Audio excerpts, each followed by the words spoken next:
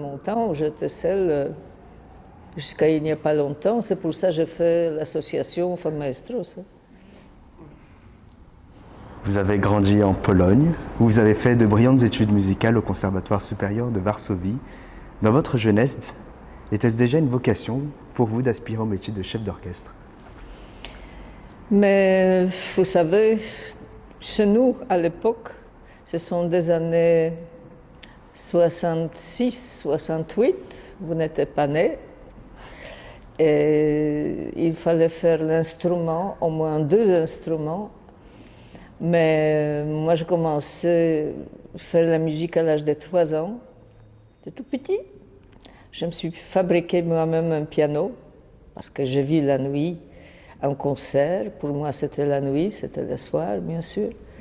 Et j'étais fascinée par ces grandes boîtes noires, comme ça, qui se prolongeaient. Il y avait beaucoup de dents.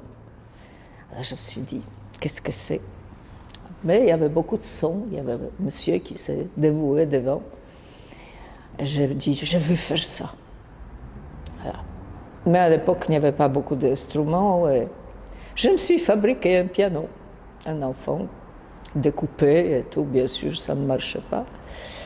Mais ça commençait comme ça. C'est l'amour qui vient, la passion, comme chez vous autres aussi. Vous avez vos passions, vos espérances aussi vitales. Parce que sans ça, la vie est plate, assez plate. Au conservatoire de Varsovie, je savais déjà jouer piano, violon, je chantais. Et je pétais la selle parce que ce sont des études très complexes. On donnait les cours de cinéma, on donnait les cours de théâtre. Et bien sûr, c'est la musique parce que c'est conservatoire de la musique. Chaque de nous avait une possibilité d'avoir un orchestre pour pratiquer. Qu'est-ce qu'on pratique?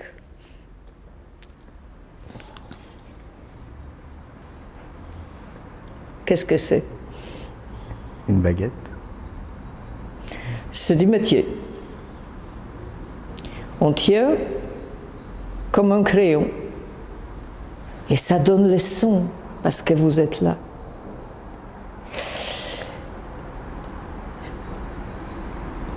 Ça s'entend, ce métier avec la baguette, parce qu'avant, la musique baroque n'avait pas besoin.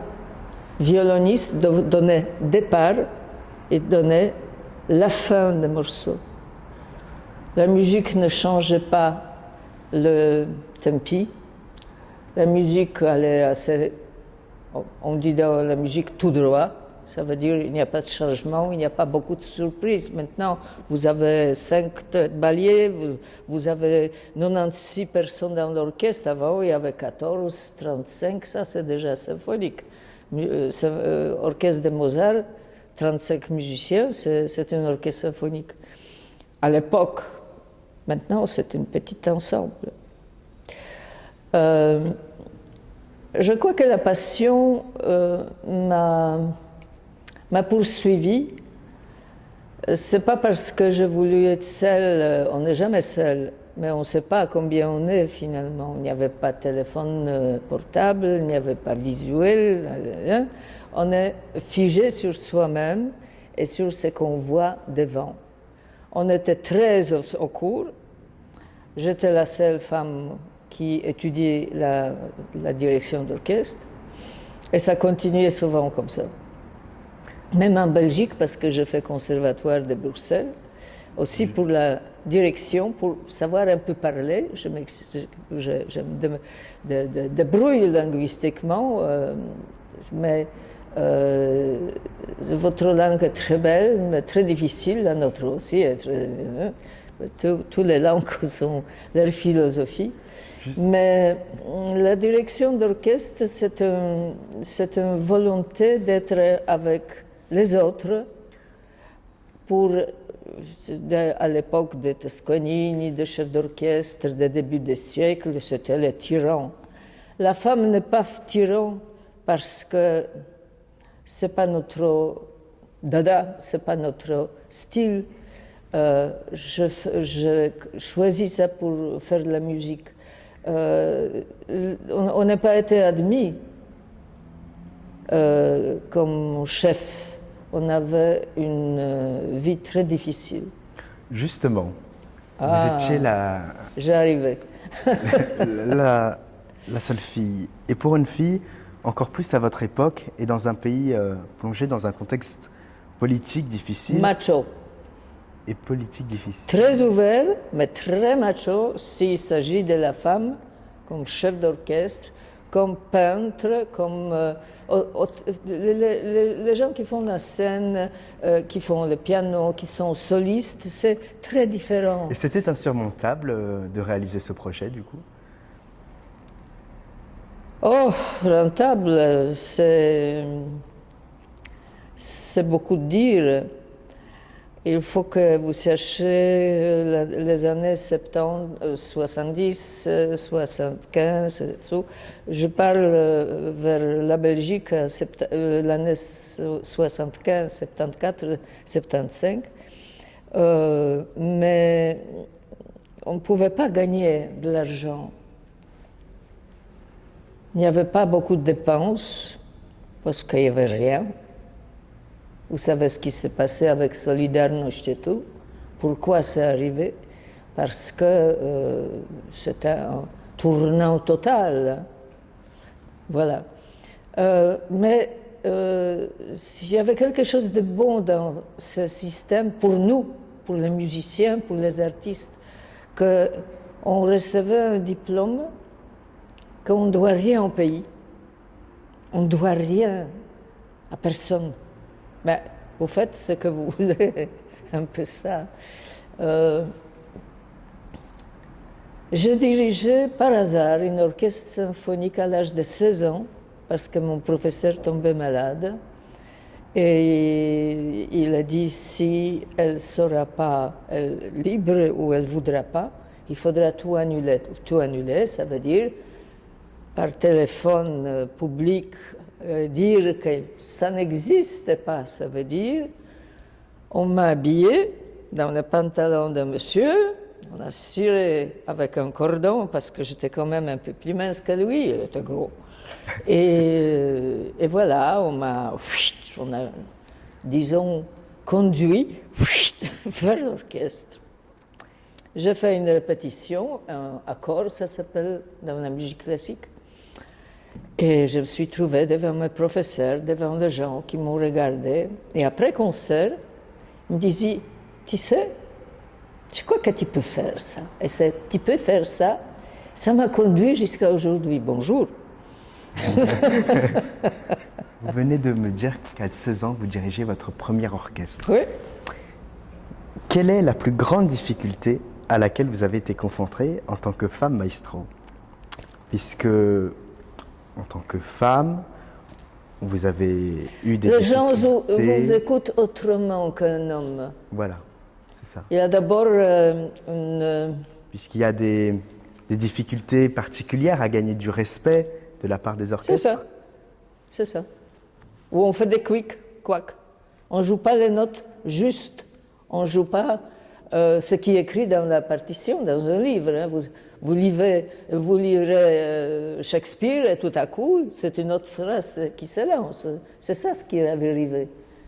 Alors, s'il y avait un concours, le jury préparait beaucoup de phrases comme ça qui n'ont pas été écrites sur une partition.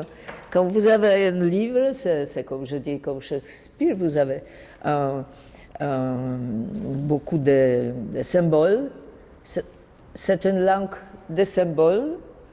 Je suppose que beaucoup de gens faisaient la musique, et vous faites la musique. Qui fait la musique? Beaucoup de gens. Hein? Au OLB, on fait beaucoup de musique, je sais, parce que j'ai resté ici pendant 36 ans avec l'orchestre. Et ce sont des imprévus dans ce métier, là qu'il faut apprendre petit à petit, parce que si on ne vous pas, vous rendez, ou vous ne rendez pas, vous courez. Là, vous ne pouvez rien faire. Ou vous avez subir ça, où vous avez vous révolté. Je ne suis pas une femme révoltée, j'ai appris ça. J'ai appris être finalement. Ça apprend, c'est une école d'apprentissage. Je ne veux pas que toutes les filles de la Belgique ou surtout au LB commencent à avoir volonté d'apprendre être chef d'orchestre.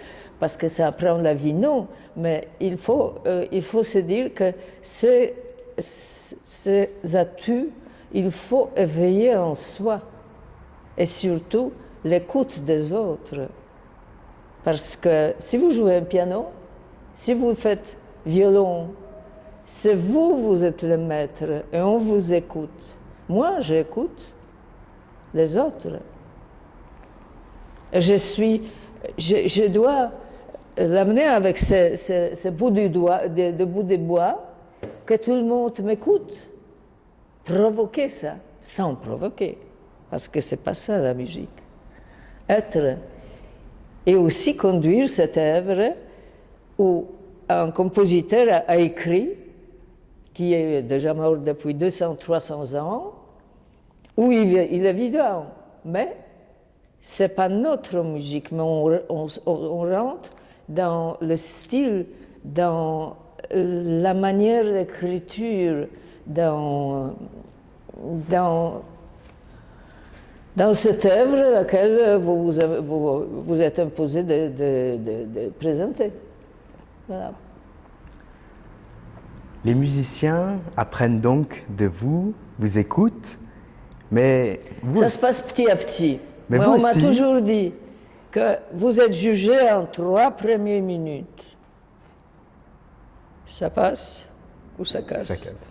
Mais vous C'est aussi, ça ce métier. Ça passe ou ça casse. mais vous aussi, vous avez dû apprendre d'autres personnes, les écouter, et vous avez eu de nombreux mentors. Nous pouvons citer les Belges Julien Guirios ou le grand maestro René Desfossés, et vous avez été l'élève du grand chef d'orchestre italien Franco Ferrara. Il disait de vous, Oui, oui. une artista nata, que vous apportez ces grandes rencontres dans votre carrière de femme chef d'orchestre.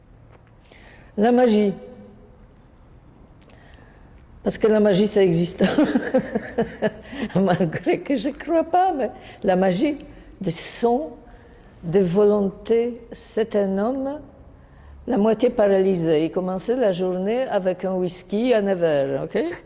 Mais ce n'est pas la magie de la musique. Hein. Mais ça lui donnait, je suppose que ça réveillait son moitié de corps. Café constamment, petit expresso. Et il ne se présentait pas, il restait sur une chaise, il ne regardait pas, il parlait qu'italien. Je ne parlais pas italien à l'époque. Mais ce n'est pas grave dans la musique des langues. Ce n'est pas grave ne pas savoir un langage. Il y a déjà un langage italien d'office, parce que c'est notre berceau de la culture musicale. Alors, vous avez des contacts avec l'instrument, n'importe quel, et vous pouvez communiquer grâce à ça. C'est comme on fait, je suppose, des exercices où tout à coup il y a quelque chose qui devient de blanc, vert ou lilas, et ça devait être jaune, par exemple. Voilà, c'est les expériences, c'est les contacts. J'ai appris que chef d'orchestre ne doit pas être ni beau, ni très arrangé, et ça ne doit pas être clean, ça doit être vivant, ça doit être correspondant à ce que cette masse de personnes attend de vous. Parce que si, comme je dis, ça se passe ou ça casse, c'est vraiment ces 3 premières minutes quand on se dit bonjour, on se regarde dans les yeux ou on fait quelque chose ensemble, on se dit ça ira avec cette personne ou ça ne va pas. Hein? C'est ça. Franco Ferrara savait tout. Ça, vous dirigez une œuvre et tout à coup, il arrêtait l'orchestre avec un doigt, il allait vers les musiciens, il a dit « Là, tu as mal joué ». Soit 5 personnes, 95 personnes, il faut le faire. Il ne le fait pas. Parce que nous, on regardait, c'est vrai, c'était une faute. OK. Je ne l'ai pas connu plutôt, mais 3 dernières années de sa vie, parce que à l'époque, on ne savait pas quand il y a des stages, pourquoi il y a des stages. Maintenant, tout le monde fait des stages, master, etc. De mon époque, il n'y avait pas. Tout à coup, au conservatoire, j'ai vu une grande affiche. Et je me suis inscrite. Il faut dire que ça coûte et tout. Dans la musique, on gagne. C'est qu'on gagne. Enfin, c'est qu'on gagne de toute façon. Mais je crois qu'on fait tout pour réaliser son rêve. Et quand mon rêve a commencé déjà à 14-16 ans, parlant de la baguette, parlant de chef d'orchestre, j'ai continué. Et pas pour faire une carrière. Qu'est-ce qu'une carrière? Vous faites aussi tous une carrière parce qu'on vit, parce qu'on va quelque part. La carrière, c'est un chemin, c'est une ligne conducteur. Et on éveille en soi quelque part ces lignes conducteurs. Et c'est très, très précieux parce qu'on n'est pas vide.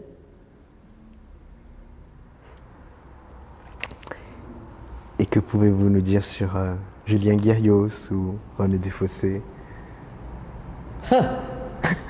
Ah. Vous savez que jusqu'à aujourd'hui, c'est un chef d'orchestre, c'est un prof, c'est un être qui a construit pour chef d'orchestre un orgue. Ce n'est pas un vrai orgue, mais c'est un orgue qui donnait la justesse des notes, d'une note à l'autre, c'est 9 MHz.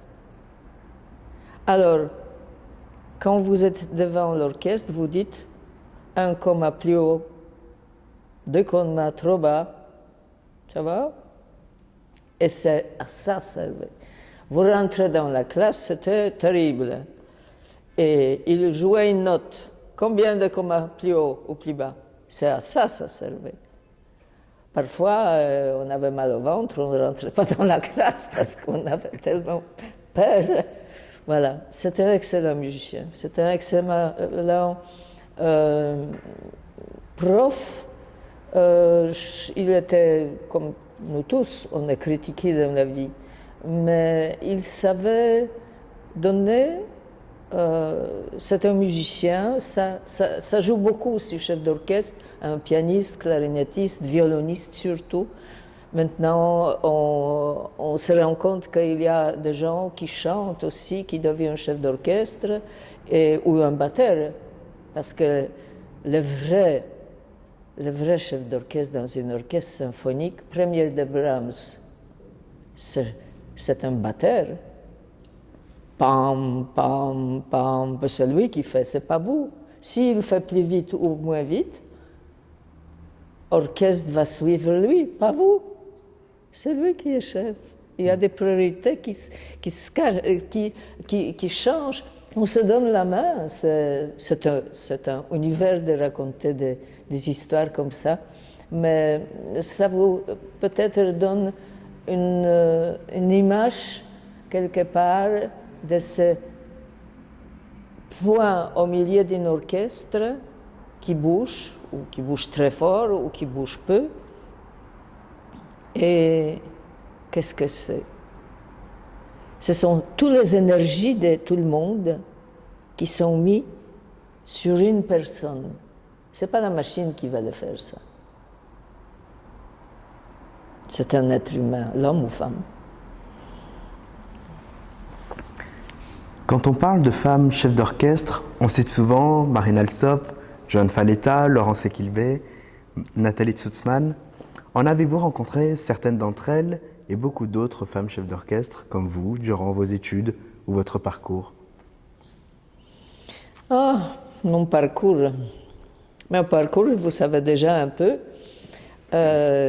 jusqu'à Conservatoire de Varsovie. J'ai reçu un super diplôme. Et je regardais ces papiers et je me suis dit, maintenant, c'est quoi? Parce qu'on ne s'occupe pas de vous hein, dans la musique. Certains professeurs font ça, dont jouer en quatre mains, piano, un petit solo dans un orchestre quelque part, mais ici, professeur, premier cours, c'était Julien Guéros qui donnait les cours. Julien Guéros, un grec qui venait de Liège, qui donnait les cours jusqu'à l'année 78. Moi, j'arrivais à 75. Et il disait, n'oubliez ça jamais, je ne saurais pas m'occuper de vous après les concours et votre diplôme. C'est fini à ce moment. Vous avez aussi un papier, j'ai deux papiers, et c'est beau, je peux encadrer. Ça sera pour finalement la volonté que j'étais capable de diriger un orchestre symphonique comme ça ou un autre. Et maintenant, c'est à moi à tracer mon chemin. Et durant, Est-ce que c'est ça? et durant ce chemin, vous avez déjà rencontré d'autres femmes chefs d'orchestre tout au long Avant, de ce non. chemin? Non, Avant, non. En Pologne, oui. En Pologne? Qui est un peu plus âgée. Je l'ai invitée, sa fille, il y a 4 ans, elle a dirigé une partie de Gustav Mahler, Symphonie de Titan. On a fait concert à bâtiment S. Non, K. C'est une de ces 3 filles qui font tous la direction d'orchestre, mais ils sont tous aux États-Unis. Il paraît que là-bas c'est plus facile pour percer. Mais aussi, qu'est-ce qui devient la femme après, c'est différent. Depuis 5 ans, ça change beaucoup. Moi, j'ai rencontré des gens, même sur la rue, au Deleuze, quelque part, ils me disaient, c'est vous, la présidente des femmes chefs d'orchestre? C'est drôle, quand même, les gens regardaient ça. Voilà. On peut dire que OLB, parce que OLB m'a donné possibilité de faire ce week-end il y a 23 ans, et ça donnait une opportunité visuelle, ça donnait une opportunité aussi aller au dehors de là, aller plus loin, voilà, pour casser sans casser, mais pour ouvrir l'esprit, pourquoi la femme ne sait pas se réaliser plus facilement jusqu'à 21e siècle. C'était 2000, vraiment, 2000. Justement, seulement 6% des femmes représentent la profession de directeurs musicaux d'orchestre. Quelles seraient selon vous les solutions pouvant être mises en place dans le milieu de la musique classique pour briser ce plafond de verre? Maintenant, il faut que vous sachiez qu'on est plus accepté par les musiciens. On n'est pas encore tellement accepté par les maisons de disques, par les impresarios, parce que ça en touche la féminité, on peut tomber enceinte et on a des maladies qui sont avant ou après, qui compliquent la vie d'un ménage ou quelqu'un qui engage la femme. Alors, je connais des chefs d'orchestre qui sont arrêtés à cause de leur vie personnelle, la direction d'orchestre. Même à New York. Même à New La femme rentrait après concert, après 11 heures du soir. Son mari, médecin, disait « Ou c'est moi, ou c'est ton métier ». Mais pas les deux ensemble. Et ça existe parce que depuis des années, on a un cheminement pareil. Hein. On a un cheminement différent malgré qu'on est semblable. Hein. On est construit un peu différemment, mais j'ai quoi à la tête? Ça va. Pas de problème. Vous nous parliez de votre association Femmes Maestro. Quel est son rôle et quels sont ses projets? Il y avait quelqu'un qui m'a posé une question très indiscrète. Sophia, qu'est-ce que tu veux réaliser à tes 50 ans? Une pianiste. Et j'ai répondu tout simplement, j'aimerais bien savoir qu'est-ce qu'ils deviennent les autres femmes comme moi, qui ont fait des études, qui ont à peu près le même âge, ou plus jeunes, ou plus âgés. Quel est leur parcours, s'il y en a? On a commencé par des ambassades, parce que sinon, on ne savait pas. Un an plus tard, j'ai su que par Internet, qu'il y a une association à Toronto, Capralova Society, qui parle de noms de chefs d'orchestre. Et comme ça, j'ai pu contacter les femmes, écrire aux ambassades. C'est l'ambassade qui m'a aidé, mais certains ne savaient pas qu'est-ce que ça veut dire. On était là, d'accord? Maintenant, je crois que ça a changé. Quel est le rôle de savoir Pour moi, c'était surtout de se donner la main et si on peut faire des concerts, ce que je fais, avec des autres compatriotes, comme je dis. Un concert, et je donne à ce moment mon orchestre professionnel qui fait un concert avec 2 femmes chefs d'orchestre, même on est arrivé jusqu'à 4. C'est un peu cirque, mais comme ça, le public voit, musiciens aussi, qu'on peut faire chacune un quart d'heure, 20 minutes, faire se montrer chaque différente finalement, dans une œuvre, pas toujours la même, mais par exemple, s'il y a une symphonie, il y a 4 mouvements, alors donner un mouvement à chacune.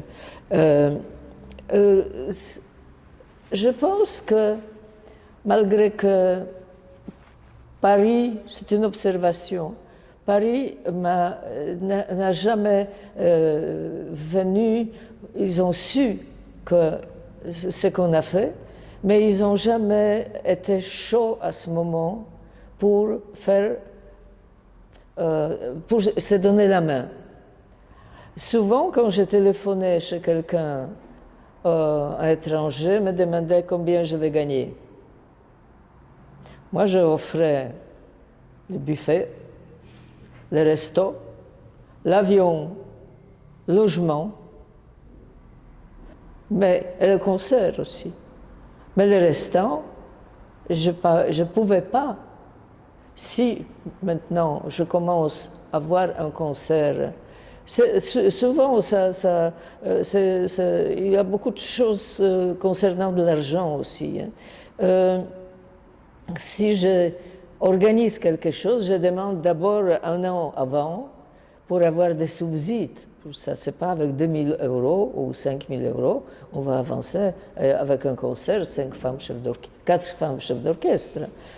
Et l'orchestre aussi, il faut payer. Alors, il y a beaucoup de choses autour d'un concert, autour de difficultés femmes, disons, dans ce métier, qu'il faut résoudre pour commencer. Je suppose que les impresarios, les gens qui organisent des concerts, voient tout de suite combien ça coûte. Un homme chef d'orchestre coûte, par exemple, pour un concert, 35 000 € ou 250 000 €. Ça va? Et une femme?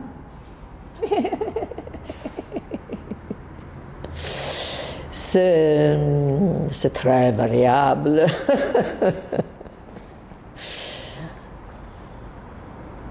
Il existe de grandes femmes chefs d'orchestre, reconnues aussi bien que... Non, il y a beaucoup plus. Que On est Barenboim, 250 au monde. On est au moins 250 au monde. Et je vois bien que Kapralova ajoute dans sa association les gens, par exemple, il y a 2 jours, il y avait un concours de femmes chefs d'orchestre. Je suppose que la gagnante va être ajoutée dans leur site, dans leur contact. Ça change. Je suis très contente. Ce n'est plus pour moi, mais c'est comme ça. Mais j'ai fait ma vie.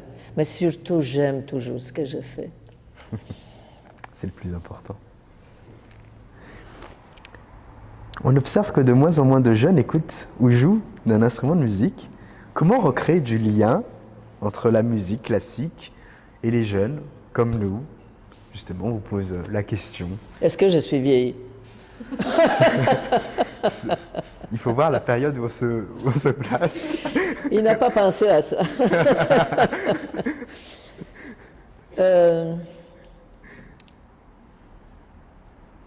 Vous savez, c'est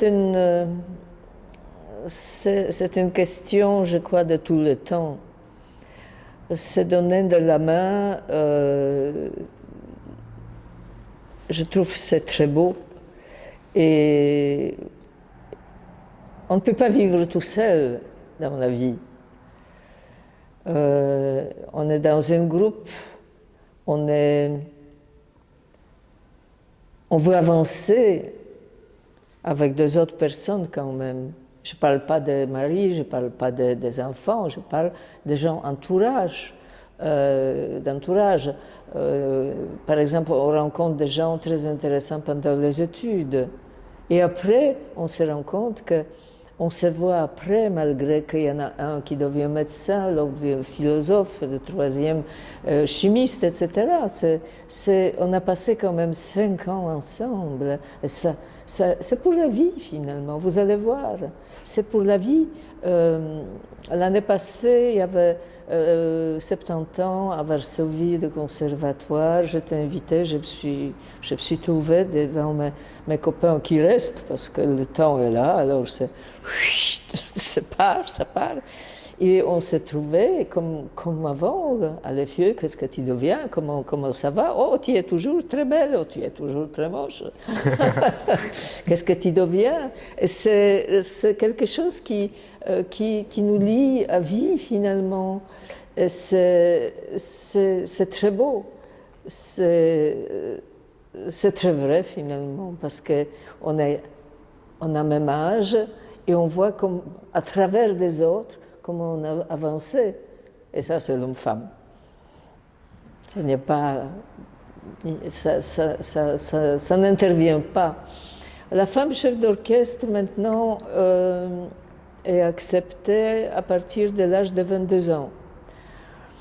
Moi, je trouve que c'est trop tôt, parce que il faut être dans l'orchestre, il faut jouer l'instrument, il faut au moins un. Il faut aller au cours des autres instrumentistes pour savoir comment ça se joue, comment on vit, parce que chaque instrument a sa vie intérieure, personnelle. Bien sûr, il a 14 premiers violons, 12 secondes, 8 altos, 10, etc. Mais chaque instrumentiste, c'est une seule personne qui vient